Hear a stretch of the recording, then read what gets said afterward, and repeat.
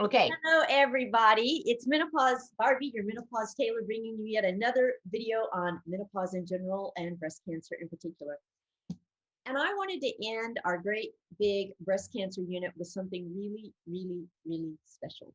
I have with me Leigh Neumayer, MD, and she was my very best friend in medical school. So I'm going to let Leigh introduce herself to you because, as far as I'm concerned, she's just Wonder Woman. Leigh has always been my Wonder Woman. Hi, Leigh. Hi. Sorry, I'm just, I had called somebody earlier, so he just called me back. But So typical. so my name is Leigh Neumayer. Barbie and I met a long time ago. We were both about 5 when we met, right, Barbie? Well, And emotionally, yeah. we were in medical school, but we were fast friends. I am a general surgeon, and I specialize my elective practice in the treatment of breast diseases, in particular breast cancer. While we're recording this, my current job is at the University of Florida in College of Medicine in Jacksonville, Florida. I've also been at the University of Arizona, at the University of Utah, and in all these entities, and also in the VA for a long time. Yeah. So that's who I am. I love my job. I love being a surgeon. For fun, I do trauma and critical care. I just still like taking care of all kinds of different patients. I have always been at academic institutions, which means I teach residents and medical students. And I also do research. I have a master's degree in clinical trials, so I know how to design and conduct large randomized clinical trials, and that's part of what I do. See, I told you she's Wonder Woman. She does it all. And in medical school, she was our class president. She made homemade chocolate chip cookies for everybody's birthday. And guess what is on top of my stove right now? Oh, good Lord. I don't bake the whole batch. What I do is I make a batch, and then I put them out on a cookie sheet, and then I gather them up. I put them in the freezer, freeze them, and then I put them in a bag. So then now there's 6 cookies. I baked 8 of them a couple of nights ago, and so I can eat one or 2 a day. Well, she's great. She's amazing. And I'm asking you to tell us a bit about your role and your involvement in women who have breast cancer. And the first question I want to ask you is about specialization. So every general surgeon doesn't do breast surgery, right? Oh, no, that's untrue. Every general surgeon can do breast surgery. They're all trained during their 5-year residencies to do it. Yeah. Somewhere after I finished, probably in the 90s, there started to be fellowships in breast surgery where people would go off and do an extra year where they learned theoretically additional techniques, but most general surgeons know how to do breast surgery. Yeah. What's most important when you're seeking out a surgeon to do your breast cancer surgery is that they're working in a multidisciplinary team and that they're keeping up with the latest things. So general surgery, my dad was a general surgeon, and so his scope of practice, if you will, what he could work on was the skin and its contents. So meaning any part inside the skin and the skin. So my dad was in practice from around 1950 to the early 90s. He practiced for 40 some years, and he was in a smaller town. He was in Lincoln, Nebraska. Over the course of the last 50 to 70 years, we have gotten more specialized. So it depends on where you're practicing. If you're in a bigger city, it's likely that there are several, what we say, fellowship trained breast surgeons who tend to do only breast surgery and not much general surgery anymore. Like they don't take out gallbladders, do appendectomies. If you're in a more rural place or in a community hospital, if you take the average general surgeon, about 1/3 of their practice is breast and breast cancer because it's a very common disease. It's a very common disease. So it doesn't have to be taken care of a specialist. There are good data that show that if you're in a facility that treats more than 150 breast cancer patients per year, you're going to have a better survival with that. Sure. Of course, if you're in a special case, so what are the 2 biggest risk factors for getting breast cancer? being a woman and getting older. Okay. So we can't really modify those. But if you're a 65-year-old woman or a 75-year-old woman with breast cancer, probably pretty much anybody can take care of that. If you're a younger woman, if you have one of the more rare types of breast cancer, you may want to be in a bigger center where people have more experience with that. And when a woman comes to you, has she already seen the oncologist? Where in line do you fall in terms of the course of diagnosis and treatment? Excellent question. And this too has evolved since, Barbie, we were in medical school and residency. So it used to be, before we had techniques of core needle biopsy or fine needle aspiration to diagnose lesions, and before we had such good mammography, what would happen is a lady would feel a lump and their first stop was with the surgeon. And the surgeon, I remember back in the 1980s and early 90s, we would say, well, why would I stick a needle in it? Because it has to come out because it's a lump. You just go ahead and And so we wouldn't stop. We would just go to the operating room and take it out. And in fact, prior to 1990, and certainly before the mid 80s, women would go to the operating room, get a lump taken out. It would be sent for frozen section, and they might come out without their breast. They didn't know that was the when they woke up.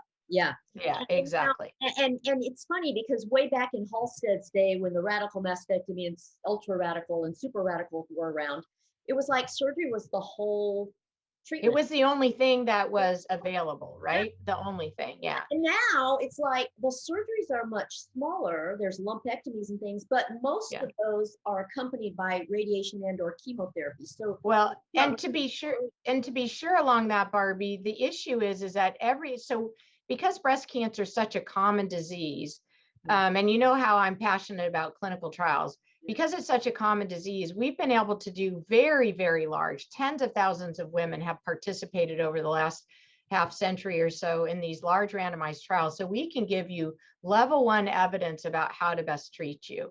And so every time we've looked for surgery at less versus more, which one is better, we found that less is at least equivalent to more, and frequently is slightly better because the complications are fewer and the long-term side effects. But so I was going to, and everything else, because there have been so many discoveries towards the treatment of breast cancer, it's really improved the survival. And in a minute, I'm pulling up this article that has this amazing graph in it that I'm going to show, if you don't mind, because I think it really tells that story quite well.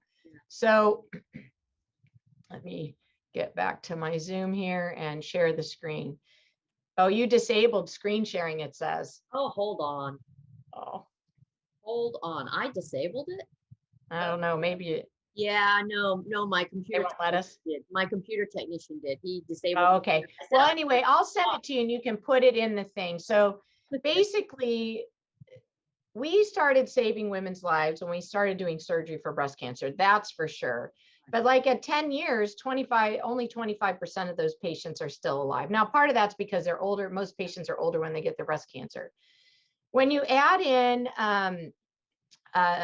just a basic chemotherapy, Cytoxan, methotrexate, and 5-fluorouracil, that improved things to at a 10 or 20, 15-year survival from 26% to 32%.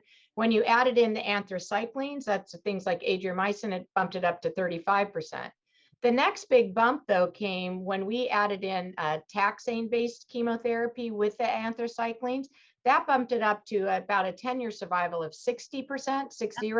When we made that chemotherapy closer together, so you were getting it every 2 weeks instead of every 3, that bumped it to 67%. And then when we added in the biologics, like to go after the HER2 receptor, trastuzumab, which is also known as Herceptin, that bumped things up to 84% if you have that receptor. So these are all great advances, all those treatment of the systemic disease has really improved long-term survival. Remember, women don't die from breast cancer that's in their breast. No. They don't die from breast cancer that's in their lymph nodes. Right. They die when it goes somewhere else. So treating that possibility of systemic disease is critically important. Well, finding it early is the most critically important of it all. Right. And, I'm big on that. I've taught my viewers so much about the whole key is mammograms and understanding that the survival rates for early diagnosis are super great. I mean, They're amazing. they're incredible. 95%, well over 90%. Yeah. It's like, don't fear breast Get cancer. your mammogram. Get your So mammogram. to go back to the question you were asking is, how do patients get to me? They rarely come to me with a lump. Most of the time, and even if they're coming to me with a complaint of a lump, I send them to the radiologist because I need a mammogram and an ultrasound. And that way we can get an ultrasound guided core needle biopsy, off of which we can get all the information we need to plan their treatment. And we can see if there's anything else we're not feeling and that we could see. Right. I would say there are a lot of breast cancers these days. In fact, the lady I operated on this morning, she has ductal carcinoma in situ. She was undergoing her routine screening mammogram. She's 69 years old, doesn't really have a family history. 85 of my patients have no family history and no real risk factors, right? And it's just that breast cancer is common. So she was found to have microcalcifications. She got a core needle biopsy of those. It came back intermediate grade DCIS, ductal carcinoma in situ. So today we did her a lumpectomy. We'll see if we got clear margins, and then she'll probably go to radiation, although she's a little bit older. But her first stop was radiology. She got the diagnosis, and then she was referred to me through our system. But you might be referred to me by your PCP or by your family member who I operated on before, or by the radiologist. So yeah. That's how they get to me. Occasionally they go see the medical oncologist first. Our system is so good. It's whoever has the opening first. They might see a medical oncologist first. They might see a radiation oncologist first, or a surgeon first, but we work very tightly together. Yeah. We've got each other on speed dial. We share the same medical record. And so they might go, like if this lady had seen the medical oncologist first, he would say, well, you have hormone positive DCIS. You really need surgery and radiation. When you're done with the surgery and the radiation, come back and we'll get you on a hormone blocking medicine so we can prevent you from getting another cancer. Yeah.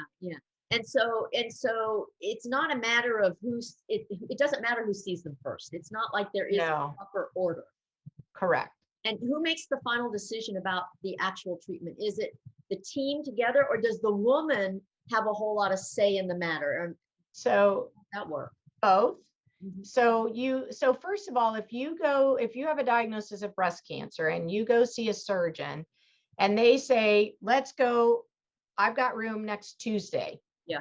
Let's get you in the operating room. Today's Thursday. Let's get you in the operating room next Tuesday. No. First of all, so breast cancer, the average doubling time of a breast cancer cell is 4 months. Okay.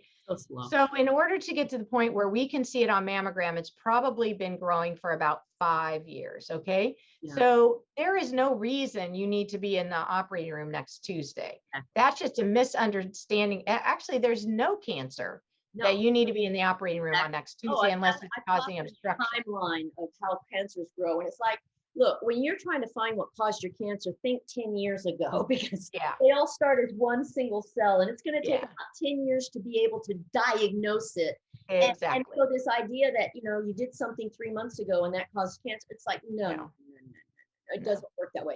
And that's one of the big lessons I've taught my viewers. So they understand that, no, these cancers are going to be things that started happening initially way long ago.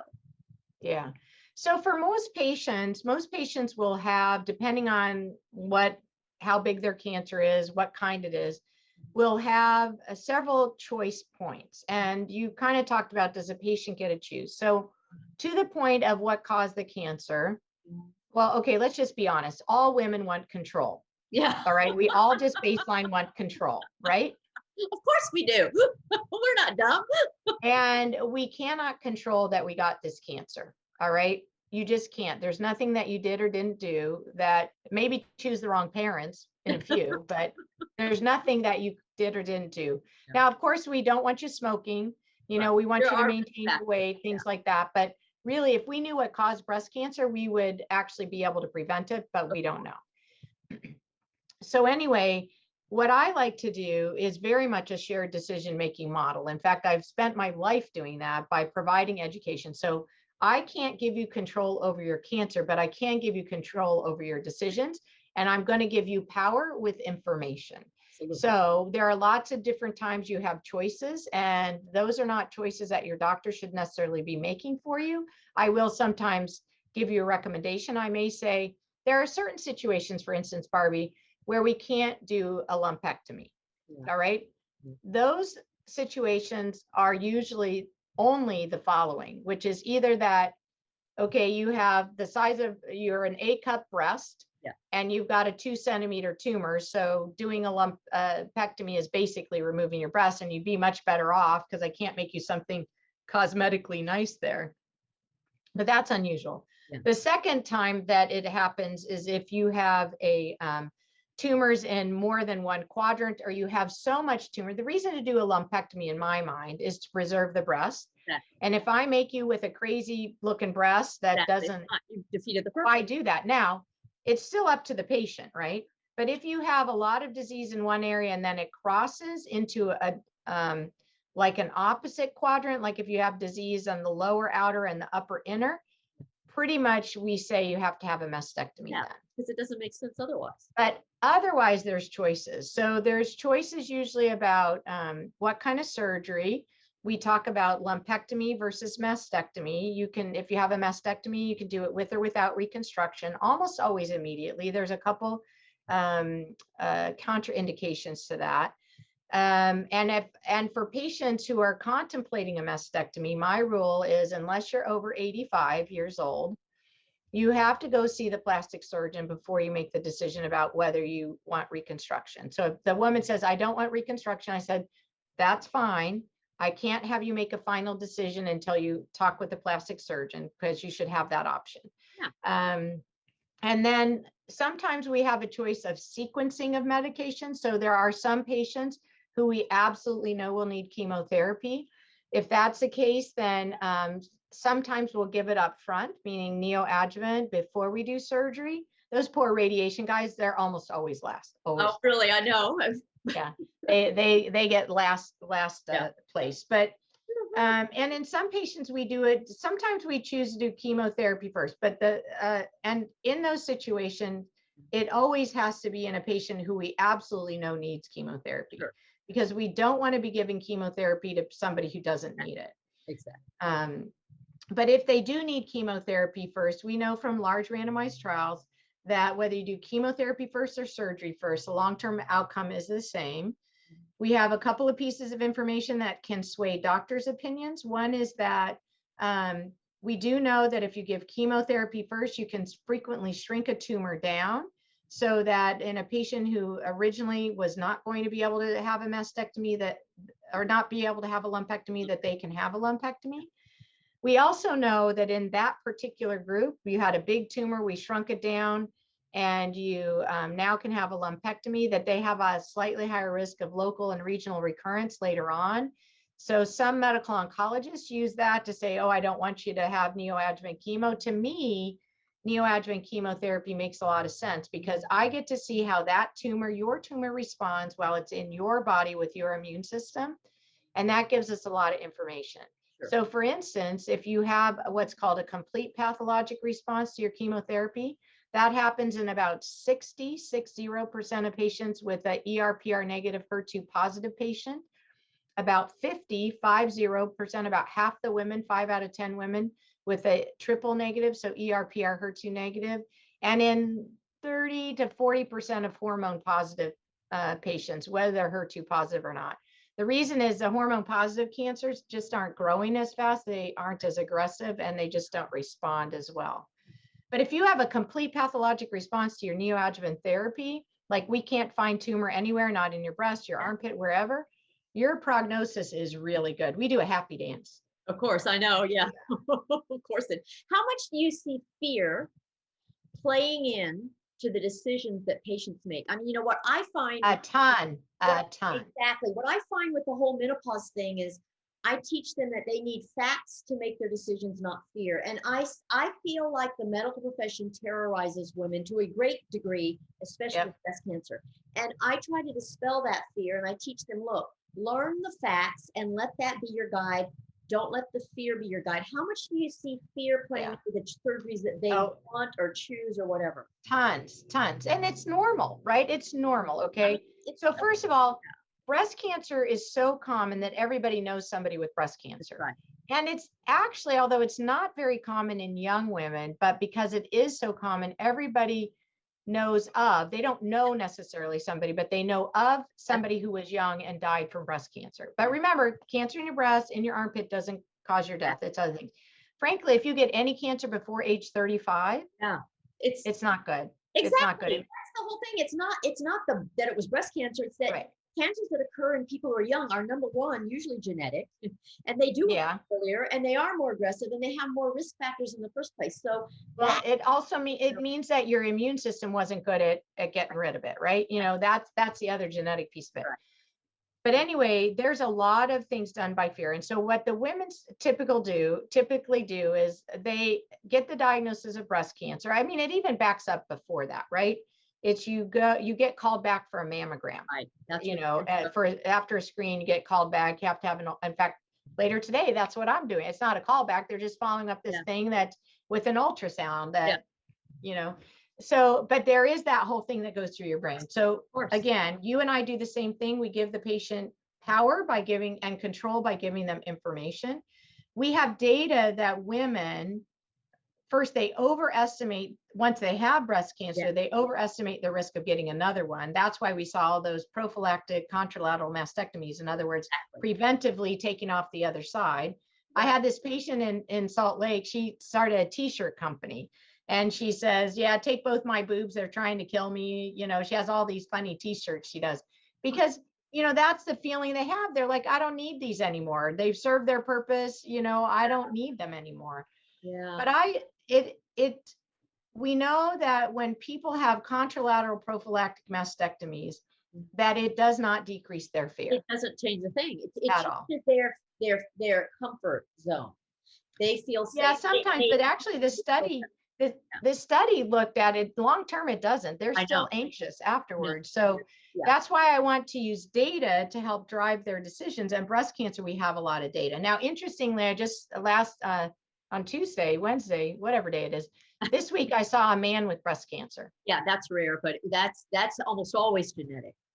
Right, 50% of the time. But that is like, I can't tell him I have tens and thousands of men, but I did tell him, look, there's no reason to think that breast cancer in a man is any different than in a woman. For a long time, we treat it differently. It's not.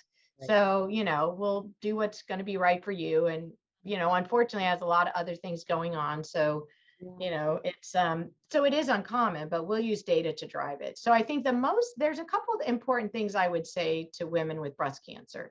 Number one, make sure you're going somewhere where you have a team that can take care of you. The standard is that you're going to have a group of a medical oncologist, a radiation oncologist, a genetic counselor, a surgeon, radiologist, all those people who are working together. We have a tumor board. Most reasonable sized places have a separate breast tumor board once a week.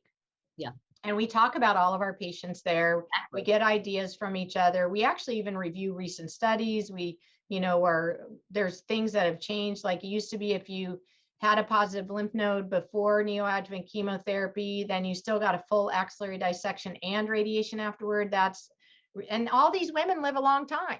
So then they got this big, you know, swollen arm that's hard for them. So now we're going to targeted axillary dissection with the sentinel node. If you've had a good response to your chemo, I did that the other day. My lady, she has a gene mutation. She has a PALB2 mutation. So we did bilateral mastectomy. She had positive lymph nodes and a giant tumor. Her tumor was maybe 8 by 13 centimeters. Wow, but her breasts were so dense, you couldn't see it on mammogram. Yeah. And so it was her husband and she felt it, and, you know, it took some time. The initial biopsy didn't quite, it was so hard, couldn't get through it. But interestingly, ER positive. And so she did respond a lot to the chemotherapy, but because she had her lymph node, which was almost 3 centimeters, had gone down to 1 centimeter. So we localized that one, made sure to take that one out. It still had a little cancer in it. And then I found 3 others, and we expected one other from the PET CT had cancer in it pre-chemo. but those 3 other nodes were negative. So she ended up with only 4 nodes taken out, and she'll get radiation. So that should improve her long-term outcome. Well, and it's all about quality of life. And, what I see is these women who have breast cancer, they go through excessive treatment even to improve their quality of life and not have the fear of breast cancer. But after they've had breast cancer, it's almost like they never, ever, ever can shake it because everyone treats them like they still have it forever. I mean, I see women from a menopause standpoint go through all of this treatment that is overkill, really. I mean, much more than they need. Bigger surgery, more radiation, more treatment, even when it's just DCIS or something that's carcinoma in situ. And then after that, they're cured, and it can be 10 years later. And then they want to talk about HRT, and everyone's like, oh, and I'm thinking, but it's her decision, and her cancer's over, and why put her in prison and make her feel like she can't have any options? And this is one of the things that bothers me, because that is driven by fear of both the woman and the medical community. And that is the standard of care. I mean, women say to me all the time, very matter-of-factly, I've had breast cancer, so I can't have HRT. And I go, whoa, wait a minute. All breast cancers are not created equally. There are some that are actually treated by hormones. I mean, don't assume that you know what your situation is until you've addressed it in terms of your particular situation. Yeah, and along those lines, we definitely I have patients who, my preference would be is that they don't take hormone replacement therapy. But just like I have patients who come into me diagnosed with breast cancer, who've been on HRT for a long time, the first thing we talk about is, why are you on HRT, hormone replacement therapy? Yeah. Now, if they're a little bit older, some of those were patted on the head or the back by their doctor and said, here, honey, take this for the rest of your life. Okay. They're not really sure why they're taking it anymore, but that's what happened. That's gotten much less over the last 10 years or so. Oh, yeah. No, that is. But then I talk to them, and I have patients who, some of them say, well, I've been on it a long time. I tried to come off of it, and XYZ happened. Right.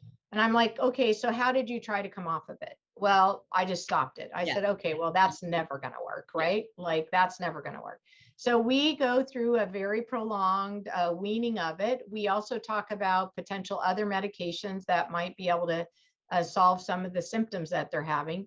But there are women who do better being on hormone replacement therapy. I mean, and it's actually good for a lot of different things. I remember one of my cancer patients, she wasn't that far out from her cancer. She was about maybe 3 years out, and she comes back to see me, and we had gotten her off her hormone. She'd been off for a year or two on, I think, tamoxifen or something. She comes in to see me, and she's there with her husband. She goes, if I can't go back on estrogen, he's going to be dead. And he's like, yes, can she go back on estrogen? So I was like, it's true. As long as it's the lowest dose possible, and it has to be fixing the symptoms you're going back on it for.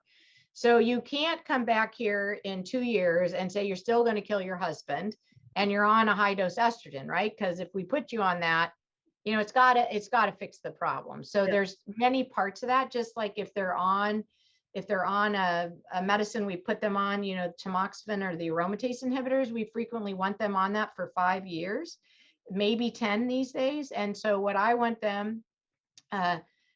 to make sure that we sometimes give them, if they're having a lot of symptoms, I'll give them a drug holiday, right? Take them off for a couple of months. It's not, in the scheme of things, nobody's going to die because they were off of it for a couple of months. Then I need to know the symptoms went away. And then usually re-challenge and see if those symptoms come back. And if they do, then we either try a different drug, or we just say, look, because it's about living the rest of your life to the best of your ability. Absolutely. It's the big picture. Do you find women who've had breast cancer asking the wrong professionals about, say, their menopause management? What I find is that women, they want multiple opinions, but in wanting multiple opinions, they're going to get multiple opinions. But they're going to get multiple. That's the problem. But there aren't that many menopause specialists around. I mean, we didn't get any education on menopause in medical school. You know that. We didn't get any. And then in 4-year OB-GYN residencies, it's the least popular part of the whole 4 years. It's like less than 1%. So very few people really know menopause. But boy, is everybody telling all the women about. I mean, they're like, well, my so-and-so says this. And I'm like, well, are they? What I find the following. Number one is I find their primary care doctors are afraid to Yep. give them anything. They're afraid of, yeah, The OBGYNs will occasionally say, check with your yeah, doc, they'll your punt, cancer they'll punt. doctors. I almost always will, you know, depending on if it's a situation where it's for a particular symptom, we've tried something else, it hasn't worked, and it's really impacting their quality of life. And we talk a lot about that, right? Like, is this a once a 3-month thing, or is this a everyday thing, or every week? Because it's a lot different. My experience has been, if you ask the medical oncologists, some of them are pretty picky about it, and they're like, no, never, forever. Oh, yeah. But others are a little bit better about it, because you really have to be treating the whole patient, not just their Exactly. disease. I see that there's less and less of that with the fragmentation. Well, and there's also issues, Barbie, which you know better than me, but I know a little bit given my age. You know, just certain things like atrophic vaginitis, which Exactly. have its own issues that can cause their own problems. It may or may not be symptomatic, but Oh. you know, do we really know that a little bit of vaginal estrogen cream, you know, every twice a week? You know, I Yeah. mean, that's the kind of thing. Women are being denied things that are completely harmless for no reason. I mean, Exactly. come on. When your vagina starts shrinking, which is really what atrophic vaginitis is, your vagina is disappearing. That's going to affect your relationship, and then you're going to have family problems. I mean, come on, it doesn't end with your vagina. And so Right. I am all about the big picture. I mean, I teach about the big picture. I teach about everything in its, you know, in its, you know, individuality also. But for me, it's like you've got a balancing act on your hands, and no matter Yeah. what you do, everything is trade-offs, and everything is benefit risk, and everything is going to have both pros and cons. That is the name of the game. So know what those are in terms of facts. Weigh your fear too, but know that it's fear that you're weighing. And then Correct. make the decision and decide what you want, and then find someone who will help you do whatever it is you need to do to make your life what you need it to be. So I I'm agree. all about the big picture. And so I really you know, I just bring a whole different perspective because of that. You know, I don't have my own little perspective from what I'm doing in a practice type of setting. Yeah. But you know, I am so proud of you, Leigh. I have always been so proud of you, but oh my God. Ditto, Barbie. Leigh So, get up at 5 a.m. every morning and run with me. yeah, that was crazy, because she's got these legs that start in her armpits. Like, do not try to keep up with Barbie Well, Taylor. I don't run anymore. You know, I'm an old arthritic. I don't Yeah. take a single running step. But yeah, she used to get up and run with me in addition to doing, and she was our class president. I mean, Leigh does everything. We did a lot of fun stuff, that's for sure. And by the way, do you remember when we'd go shopping and our rule was, if you can't decide which pair of shoes to buy, you just Buy 'em buy both. them all. That was it. So did you notice that I couldn't decide which necklace to wear? So I decided to just wear them all. Well, I don't have my normal jewelry on because I was operating. So I normally I have one that I wear all the time, but I wear 3 necklaces. I wear You about 10 7. rings. I have 10 rings normally, but again, I was operating. I wear a watch. I wear Yep. 2 bracelets on this side and 2 Right. bracelets on this side. See, we both applied that principle to our whole life. I love Definitely. you, Leigh. You're wonderful. And I think The only thing I didn't do was I didn't pierce. At some point Only I thought one about pierce. getting another pierce, no. but I haven't done that. I would tell you no on that. Oh, by the way, tell us about the book you wrote, because Leigh wrote a book on breast cancer as a surgeon. Tell us all about the book. Show us the book. I'm trying to. I don't know how to get it in Well, here. kind of, There we go. Oh, if I put it back there you here. go. There you go. Put it next to your Okay. face. So here, let's see. There you go. Stand up. There we go. Yeah. So this is a book that we wrote. It's called Meet Virginia, Biography of the Breast. And what it does, I wrote this, it was the idea of a colleague of mine. She's actually worked in an administrative office, and she was interested in, there you can see an intraoperative picture. Yep. Interested in, she had looked it up. She was a photographer by, vocation. And she had taken photos actually in my husband's operating room, I think. My husband's a cardiac surgeon, but she just had this idea that we could do this picture book. Yep. To show patients about chronicle a patient's journey through breast cancer. Yeah. I give all my new patients this book. Uh-huh. This is her she's pointing to her breast cancer there. Uh-huh. And she had a mastectomy, and that's her post picture. They're beautiful. Yeah, and it's part of the problem was that we wrote this, I think we published it in 2010, 2011. Yeah. And at the time, only about 25% of women who were undergoing mastectomies were getting immediate reconstruction. And that was 15 years after there was a federal law that said insurance, if they paid for a mastectomy, had to pay for the reconstruction. And so we really wanted to get the word out, but it also talks a lot about breast cancer. We do have a website, but it's kind of defunct right now, meaning it's still up there. It's what is it? I don't even, meetvirginiabook.com or something like that. And but I'll send you my Gmail Yeah, address, send me everything. Barbie, I'll if post people it all. want. And it costs money to send it to them, but if they send me the postage, or a thing, I can send them a You just book. give I've it got, away, that people don't have to buy it. You just give it away. oh, we do. We thought we would sell them and get on Oprah and make enough money to do a revision, but that never happened. So now I just give them away. I've got thousands in my colleague, the plastic surgeon, Dr. Agarwal's garage up in Salt Lake City that I'm sure he'd like to get rid of. So I'm happy also if you're in the US and you want us to try to, if you can somehow, we can send them by book. If you want to do them for a fundraiser or something, they're actually really great books. But it talks about breast cancer in general and the options of different surgical options, when is radiation indicated, generally when chemotherapy is indicated. Although remember, we wrote this in 2010, it's now 2022, and when this shows, it's going to be even later.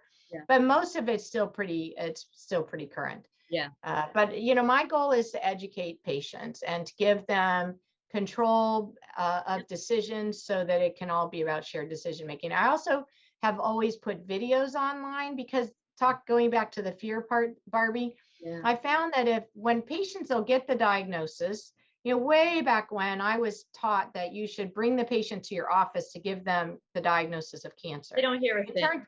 They don't hear a thing. They don't hear a thing. So, I'm sorry. The whole office setting, the Yeah. anxiety, they hear Yeah. blah, wah, wah, wah, Yeah. wah, wah. No, it's Yeah. horrible. So usually my patients have heard from somebody else. And so frequently, and actually we did a little study on this. If you remind me all these things I'm going to send you, we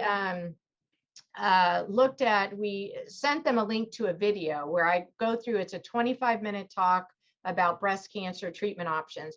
And what we found was that really having them view it ahead of time really decreased their fear and anxiety and helped us have a better conversation. And so we actually published that the study. And so now, of course, Huntsman, it was on their website, but I no longer work there. So they took it down. I can now find it still, but it's buried in YouTube. Talk about YouTube. Oh, yeah. And then I've done some here that are broken up a little bit more. And there's some other ones like that. But it's about getting rid of that fear. And when you have a cancer diagnosis, it is very scary. And so, that's why I start off the conversation. Nearly, somewhere between 250,000 and 300,000 women are diagnosed with breast cancer in the United States every year. And the majority of those, well over 90%, go on to live long, happy lives. And that's going to be our goal with you. That's right. That's right. And that's the way you need to start the conversation. Because, women have this, they feel like it's some kind of death sentence. And, I teach them in my lessons, I put up the 5-year survival rates for cervical cancer, uterine cancer, breast cancer, ovarian cancer. It's shocking. I mean, when you look at them next to each other, it's like women are just like, oh my God, they have no idea. And I teach them obviously that heart attacks kill 1 out of every 2 women. Breast cancer kills 1 out of every 29 or so. It's like, why is everyone running around worried about the wrong disease? But see, these are the things I bring to light so that they know what the real statistics are, what the reality is, so that they can place their concerns in the right arena. That's what it's about. And, I always tell them, you get to do whatever you want, but just make your decisions based on fact rather than fear, because fear will never really get you anywhere logically. It'll just be all emotional and it won't make any sense in the big picture. Right. Even though it's a very scary thing to get the diagnosis, but I think they have to remember, and that's what I tell them. I said, we're going to never make the treatment be worse than the disease itself. Right. That's right. Leigh, if the operation's a success and the patient dies, it's not a good thing. Exactly. Exactly. You and I have always said things like that, haven't we? You guys, this woman is incredible. And I have to say, she's been one of the most positive influences in my life. And I love you dearly. And ditto. We've had a lot of fun together over the years, Barbie. It Yeah, never like ends. when we finished medical school, I was married, you weren't. And Leigh and I, Okay, Barbie, you have to tell two stories. You have to tell that story, and then we have to tell that when you came to visit me in San Francisco. you told Remember? San Francisco. I'll tell that one. Okay. Okay. All right. So Leigh and I decided that we deserved a trip for after medical school. And funnily enough, my husband at the time said to me, honey, I want to take you on a trip for graduating. And I said, well, I love that idea. I want to go on a trip, but I don't want to go with you. And so Leigh and I together took off and went to Hawaii and left him behind. And we had a fabulous trip. Well, and for me, the funny part about that story is we didn't realize we were just such novice travelers that the most of flights back to the States flew overnight. So we got up and we checked out of our hotel and then had like our suitcase. We didn't know what to do because we had like 8 or 9 hours. Right. And we had no money. That's right. We made a pact to spend every cent, and so we did. And so we were down to literally zero, not one penny. And we had all these hours, and we were hungry, and we were kind of going, "Why did we do this?" We got our timing wrong. It was a time zone thing. We did. Now We had no idea. I'm such a seasoned traveler and stuff with that kind of thing that I don't make those mistakes, but they're very common mistakes. It's easy to do that. Yes. So the other funny story about Barbie and I, this is how far back we go, is she's partly responsible for me marrying my husband. Oh yeah, I picked her husband for her. So I went to married.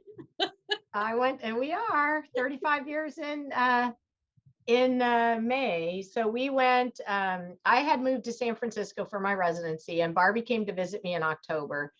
And I had met my husband. He was also a resident, an intern, and he grew up in San Francisco. So when Barbie was coming, I said, this will be great, David. We weren't really going out in my mind at that point. I said, David, would you mind taking us around and, showing us the city, where to park? Know it. She was shy and she liked him, and she told me she liked him, but he didn't know that she had the hots for him. So I knew it and he didn't. He thought he was just a friend, a residency friend. Well, because I was trying to make sure that we had to do the cardiac service together. I didn't really want to go. So Barbie is, we have to go back to his house because we've got to get a knife because we had some cheese we needed to cut. So he, how did you do that? When we were in the car, he went up to get a knife. He comes back and you're like, I'm going to give him this ring so he can ask you to marry him right now. And you did that when we were in Golden Gate Park. And I was so embarrassed. And I did. And no, we went up to a we drove the car and picnic place to do a picnic. And that's why we needed to go to his house to get the knife. So we went on this picnic, and we got out to the picnic grounds and we set everything out. And David's sitting there very innocently, being a nice host and helping Leigh show me around and all this stuff. And all of a sudden, I just picked up this ring and I gave it to him. I said, would you just ask her to marry you, please? He was so shocked. Yeah. But he didn't run away. No, that was his first introduction to Barbie Taylor. Yeah. And you know what? He's let me come over and visit since. So it's okay. Lots of times. I think Leigh apologized for my behavior in advance. Most of my friends. Well, it wasn't just that, Barbie. It was all the dirty jokes you were telling, which he was finding very funny, but I was embarrassed because I kept having to have them explained. Yeah, she was mortified. Yeah, Leigh's a little sheltered, more than I am. Can you believe that? They know that I am sheltered and that I don't know much, but she is worse than I am. That's right. That's right. Thank you so much. Thanks, Barbie. And we have to get together very soon. We will. We will. All righty. Take care. Bye, Leigh. Talk to you soon. Bye-bye.